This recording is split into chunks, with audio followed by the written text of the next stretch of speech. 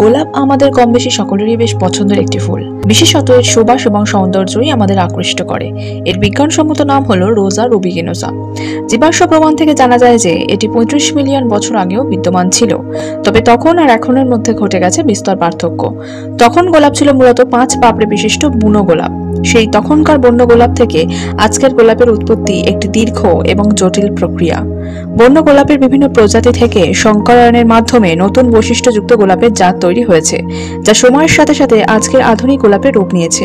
আধুনিক গোলাপ বলতে সাধারণত 1867 সালের পর থেকে সৃষ্ট গোলাপের বিভিন্ন জাতকে বোঝায়। কিছু জনপ্রিয় আধুনিক গোলাপ হলো হাইব্রিডটি, ফ্লোরিবুন্ডা, গ্র্যান্ডিফ্লোরা, লিয়ানা ইত্যাদি ইত্যাদি। ফুল হলো ইংল্যান্ডের জাতীয় ফুল। এই গোলাপের মধ্যে সবচেয়ে দামি, এক প্রকার বলা যেতে পারে বিশ্বের সবচেয়ে দামি গোলাপ হলো জুলিয়েট গোলাপ, যা তৈরি করতে 15 বছর সময় এবং 3 বা 5 মিলিয়ন মার্কিন ডলারের প্রয়োজন হয়েছিল, যা তৈরি করেছিলেন ডেভিড অস্টিন।